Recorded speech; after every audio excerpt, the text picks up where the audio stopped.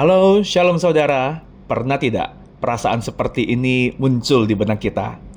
Enak ya jadi dia, hidupnya mudah, lancar, kelihatan bahagia terus. Apa yang aku idam-idamkan, malah dia yang dapat duluan. Padahal hidupnya loh, kalau tak amat-amati, itu nggak bersih loh. Apalagi lebih taat sama Tuhan. Nah, saudara, sadar tidak bahwa pikiran seperti ini adalah benih iri hati? Dan Amsal punya sesuatu untuk mengingatkan kita hari ini.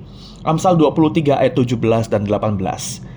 Janganlah hatimu iri kepada orang-orang yang berdosa, tetapi takutlah akan Tuhan senantiasa. Karena masa depan sungguh ada dan harapanmu tidak akan hilang. Saudara, rasa iri itu bertumbuh dari dua perhatian yang sering kali kita fokuskan ya. Yang pertama, fokus kita pada apa yang seharusnya kita terima. Jadi kita menghitung nih antara usaha yang kita sudah lakukan, lalu kita bandingkan dengan apa yang orang lain lakukan.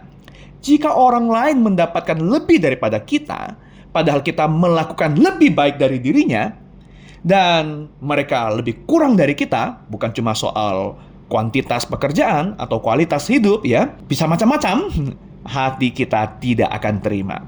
Bahkan jika sekalipun ini bukan soal pencapaian ya, kita mengetahui bahwa kita menerima sebuah pemberian yang lebih kurang daripada yang diterima oleh orang lain. Padahal ini bukan soal apa-apa, ya bebas kan yang mau ngasih berapapun ya.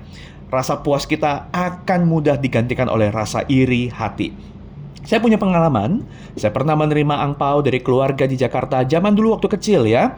Padahal waktu itu, angpau yang saya terima dari keluarga di Jakarta, itu sudah 3 kali lipat dari jumlah yang biasanya saya terima waktu saya di Pontianak. Nah, tapi waktu menerima, awal-awalnya sukacita.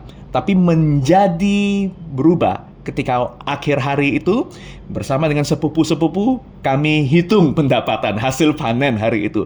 Setelah dihitung-hitung, ternyata sepupu-sepupu saya mendapatkan angpau yang 3 kali lebih banyak daripada yang saya terima. Yang saya awali dengan sukacita karena angpau saya sudah lebih banyak 3 kali daripada angpau saya di Pontianak, hari itu berubah menjadi iri hati ketika saya tahu sepupu saya mendapatkan lebih banyak daripada yang saya peroleh. Saudara, setiap kali hati kita tertutup dari mengingat anugerah Tuhan dan malah memikirkan apa yang orang lain dapatkan, apalagi kalau kita memikirkan apa yang sudah kita perjuangkan dan kita capai, rasa iri tidak puas akan merasuk dan merusak. Nah, ini yang pertama, rasa iri muncul karena kita terlalu fokus pada apa yang kita rasa harusnya kita terima. Yang kedua, kita terlalu asik sih memperhatikan keadaan saat ini. Fokus kita hanya soal keadaan hari ini. Kenapa kita susah sekarang? Kenapa aku tidak mendapatkan apa yang seharusnya aku dapatkan sekarang? Hati kita nggak terima. Hati kita hanya mempersoalkan apa yang pragmatis, yang cepat, maunya sekarang.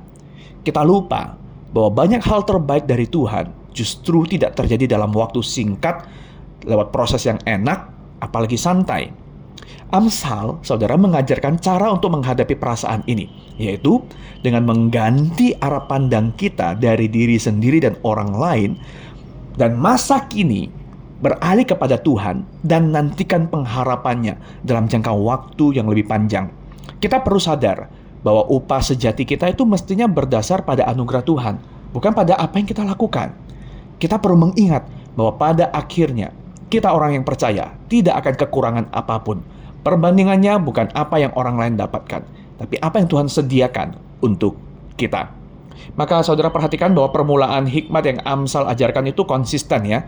Hati yang takut akan Tuhan, fokusnya bukan diri sendiri atau situasi saat ini. Nah, maka kita terus diajarkan untuk melihat pada Yesus. Yesus, saudara, tidak mengeluh mengenai pengalaman kematian yang ia jalani ketika ia harusnya justru menikmati hidup yang penuh kemuliaan. Semua ia lakukan agar kita dapat memiliki hidup ketika kita justru harusnya mengalami kematian.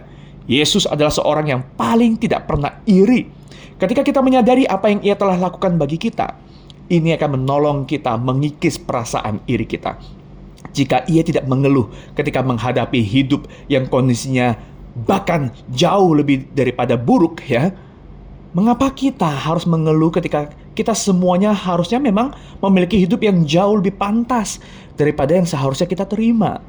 Kita seringkali semakin sulit untuk bersyukur dan menikmati hidup karena kita terus memikirkan apa yang layak kita terima. Bersyukur jarang, selalu merasa kurang. Selalu gunakan kacamata Injil, pengorbanan dan teladan Tuhan Yesus sebagai vaksin untuk menghadapi rasa iri kita. Amin.